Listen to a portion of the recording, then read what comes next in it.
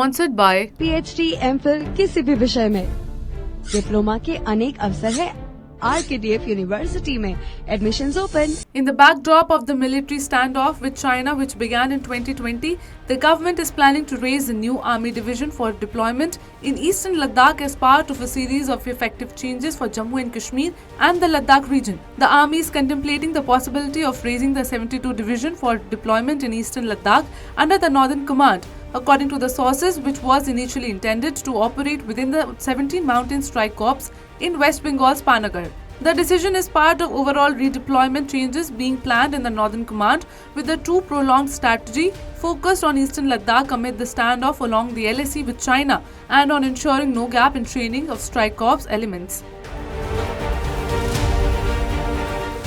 Although the army has the option of recruiting additional manpower, it is instead inclined towards reorganizing the existing personnel for deployment in the new division from other formations. A strike corps is tasked with carrying out offensive actions against or across borders. Presently, the army comprises 4 such corps: the 1 corps stationed in Mathura, the 2 corps in Ambala, the 21 corps in Bhopal and the 17 Mountain Strike Corps located in Panagarh.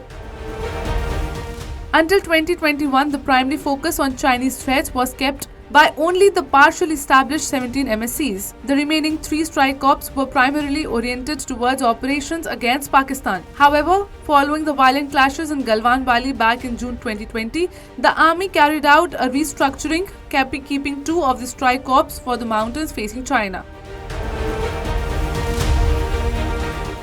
While the security situation in the valley is relatively stable, the 16 Corps, which looks after the areas south of the Pir Panjal range, has seen a series of high-impact terror attacks in the last 3 years. According to sources, once the new division is effectively deployed in Eastern Ladakh, the long-term deployment of troops in the entire Northern Command will be reassessed.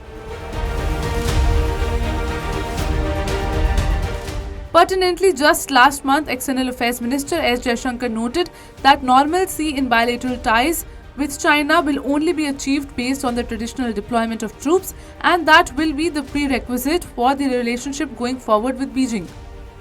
Since then, both India and China have bolstered their military forces along the line of actual control, deploying approximately 50,000 to 60,000 troops each.